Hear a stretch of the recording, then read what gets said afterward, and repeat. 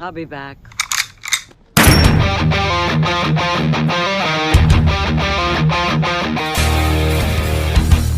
Hello my trigger happy friends, my name is Stevie Cade and welcome to Film Trigger. In today's video we will have a spoiler-free discussion of Terminator Dark Fate. So if you're hanging out with us in the comments below, please keep that spoiler free. And also while you're there, make sure you hit that subscribe button and the bell ding thing so you get notified every time I upload a new video. Alright guys, so let's get started on our spoiler-free talk of Terminator Dark Fate. I'm going to begin with some things I really liked about this movie. I feel this film gave us a sensible continuation of Terminator 1 and Terminator 2. The storyline made a lot of sense, and it really answered a lot of questions that T2 left for us. You know, like, where is Sarah Connor in this world, and what happens now in the new timeline? It not only matched up in tone, but it really gave us elements that we did like from the previous films. Like the humor. I'll be back.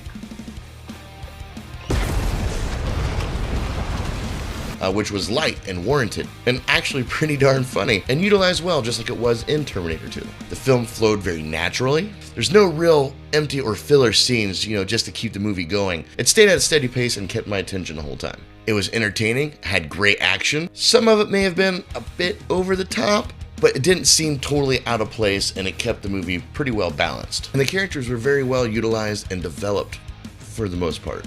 Linda Hamilton as Sarah Connor was a believable evolution of the character. You can see that she has balanced herself from the world-saving, a bit on edge Sarah Connor we got in Terminator 2, all while still having a very focused hatred towards Terminators and wanting to destroy them. And essentially just becoming a Terminator exterminator.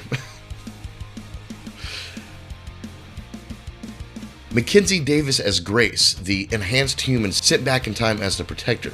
This character was actually kind of hard for me to understand at first, but I really liked the route they took with her, because it brought me out of what I came to expect from a Terminator movie. As far as the best of the best being sent back as Protectors, or almost indestructible Terminators being sent back as Protectors.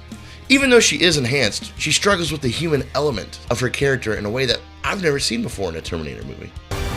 Never seen one like you before. Almost human. I am human, just enhanced.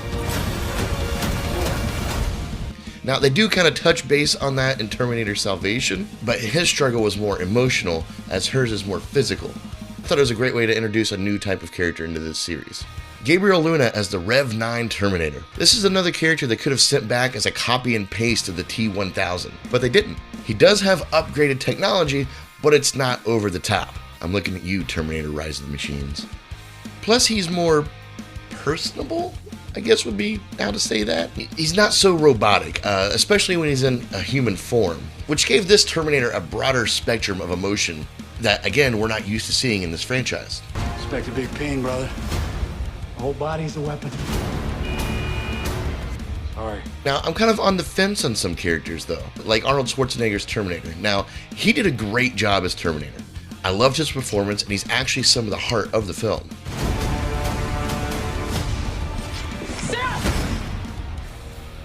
I can see you're very upset. And he's pretty funny. But the story of how the T-800 got to where he was and why seemed a little off to me. Not terribly off, just a little bit more suspension of disbelief than I was expecting to have in this film. We'll dive more into that in my spoiler talk. Also, I'm on the fence with the character Dani Ramos, played by Natalia Reyes. Again, I love the character, love the actor, absolutely no issues with that at all. Where I start to get a little unbalanced with it is her development. They put her in the role of Sarah Connor from the first Terminator movie and John Connor from the second Terminator movie. They get it all wrapped up into one, and it's all done fairly quickly. The person she developed into at the end of the film was not what I would have expected to see from the character I saw at the beginning of the film that quickly. Again, nothing major, but I do think her development was a bit rushed. But overall, I really enjoyed this film. I definitely think it's worth your time, your money to go see it this weekend. And I'm sure you'll have a lot of fun with it. So for those reasons, I'm giving Terminator Dark Fate a B. That was wonderful! Bravo! I loved that! Oh, it was great! Well, it was pretty good. Be sure to join me in my spoiler talk review I'm going to drop this Sunday. And also, you'll get my conclusion to the YouTube Wars saga that's been kind of going on if you've been watching the Terminator reviews I've been doing with Chris Durbin from the channel Durbania. And speaking of which, this Tuesday on the channel Durbania, Chris Durbin and I will be doing our ranking of all the Terminator films, including Dark Fate. So please join us for that. And be sure to check out some more of my videos right here. And as always, stay trigger happy, my friends. Peace. I never get calls. No one ever calls me. Except now, right at this moment as I'm recording. It's probably going to ring forever, too.